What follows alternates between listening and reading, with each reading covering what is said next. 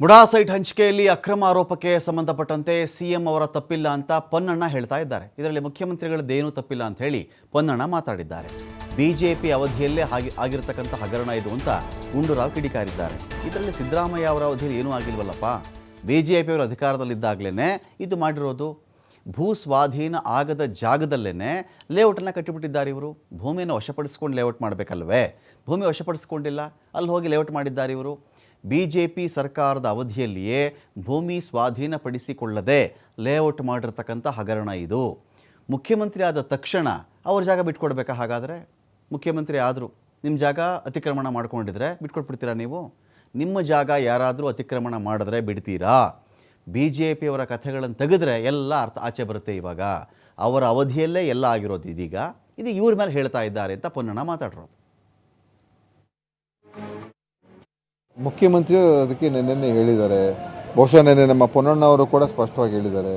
ಮುಖ್ಯಮಂತ್ರಿಯವ್ರದ್ದು ಅದ್ರಲ್ಲಿ ಯಾವುದೇ ರೀತಿಯ ತಪ್ಪು ಎಲ್ಲೂ ಕೂಡ ಇಲ್ಲವೇ ಇಲ್ಲ, ಆಯಿತಾ. ಅವರ 3 ಎಕರೆಯನ್ನು ಅನಧಿಕೃತವಾಗಿ ಮೂಡ ಅವರು ಅಲ್ಲಿ ಅತಿಕ್ರಮಣ ಮಾಡಿ ಲೇಔಟ್ ಮಾಡಿಬಿಟ್ಟಿದ್ದಾರೆ. ಪಾರ್ಕು ಲೇಔಟ್ ಎಲ್ಲ ಸೈಟ್ಗಳನ್ನೆಲ್ಲ ಮಾಡಿಬಿಟ್ಟಿದ್ದಾರೆ. ಇವರ 3 ಎಕರೆ ಇವ್ರ ಜಾಗದಲ್ಲಿ ಹೋಗಿ ಅಕ್ವಿಸಿಷನ್ನೂ ಆಗಿಲ್ಲ. ಅಕ್ವಿಸಿಷನ್ ಆಗದೇ ಇರುವಂಥ ಸ್ಥಳದಲ್ಲಿ ಇವ್ರ ಜಾಗದಲ್ಲಿ ಮಾಡಿಬಿಟ್ಟಿದ್ದಾರೆ. ಸೊ ಮುಖ್ಯಮಂತ್ರಿಯವರು ಆ ಸಂದರ್ಭದಲ್ಲಿ BJP ಸರ್ಕಾರ ಇತ್ತು. ಆವಾಗ ಅವರೊಂದು ಪಾಲಿಸಿ ಪ್ರಕಾರ ಮುಖ್ಯಮಂತ್ರಿ ಅದನ್ನು ಒಪ್ಕೊಳ್ಬೇಕಾಗಿರಲಿಲ್ಲ 50-50 ಯಾಕಂದರೆ 3 ಎಕರೆ ಅಂದರೆ 3 ಎಕರೆನೇ ಕೊಡಬೇಕು ಅವರು. ಈಗ ಕೊಟ್ಟಿರೋದು ಎಷ್ಟು? 1 ಎಕರೆಗಿಂತ ಕಮ್ಮಿ.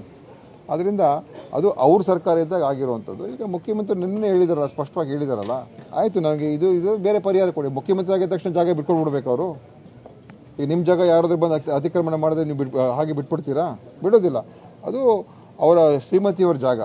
ಅದಕ್ಕೋಸ್ಕರ ಅವ್ರದ್ದು ಸರ್ಕಾರ ಮೂಡನೇ ಒಪ್ಕೊಂಡ್ಬಿಟ್ಟಿದೆ. ಹಿಂದೆನೇ ನಾವು ತಪ್ಪು ಮಾಡಿದ್ದೀವಿ ಅಂತ ಅವರು ಒಪ್ಕೊಂಡು ಅವರು ಇವ್ರಿಗೆ ಇಲ್ಲದ ಮುಖ್ಯಮಂತ್ರಿ ಕೋರ್ಟ್ಗೆ ಹೋಗ್ಬೇಕು. ಆ್ಯಕ್ಚುಲಿ ಹಂಗೆ ನೋಡೋಕೆ ಹೋದರೆ ಕೋರ್ಟ್ಗೆ ಹೋಗ್ಬಿಟ್ಟು ನೀವು ನನಗೆ ನನ್ನ ಅತಿಕ್ರಮಣ ಮಾಡಿದ್ದೀರಾ, ನನ್ನ ಜಾಗದಲ್ಲಿ ನೀವು ಬಂದು ಸೈಟ್ ಮಾಡಿದ್ದೀರಾ, ನನಗೆ ಪೂರ್ತಿ ನಂಗೆ ಜಾಗ ವಾಪಸ್ ಕೊಡಿ ಅಂತ ಕೇಳಬೇಕು ಆ್ಯಕ್ಚುಲಿ, ಅಲ್ವಾ?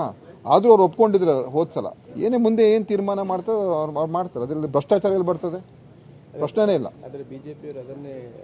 ಬಿಜೆಪಿಯವ್ರು ನಾವು ಅವ್ರ ಕತೆಗಳು ತೆಗೆದ್ರೆ ಈಗ ಗೊತ್ತಾಗ್ತದೆ ಮೂಡದಲ್ಲಿ, ಯಾಕೆ ಎಲ್ಲ ಅವ್ರ ಕಾಲದಲ್ಲಿ ಆಗಿರೋದು. ಸೊ ಮೂಡದಲ್ಲಿ ಏನೇನಾಗಿದೆ ಅದೆಲ್ಲ ಅವ್ರ ಕಾಲದಲ್ಲಿ ಆಗಿರುವಂಥದ್ದು. ಅದು ಅದು ಅದು ಹೊರಗೆ ಬಂದರೆ ಗೊತ್ತಾಗ್ತದೆ. ಆ್ಯಕ್ಚುಲಿ 50-50 ಏನು ಮಾಡಿದ್ರು ಅದನ್ನು ಕೂಡ ನಮ್ಮ ಸರ್ಕಾರನೇ, ನಮ್ಮ UD ಮಿನಿಸ್ಟರ್ ಅದನ್ನು ಕ್ಯಾನ್ಸಲ್ ಮಾಡಿದ್ದಾರೆ. ಇಂಥದ್ದೆಲ್ಲ ಅಲಾಟ್ಮೆಂಟ್ ಮಾಡಿರೋದು ತಪ್ಪು ಅಂತ ಹೇಳ್ಬಿಟ್ಟು ಕ್ಯಾನ್ಸಲ್ ಮಾಡಿದ್ದಾರೆ.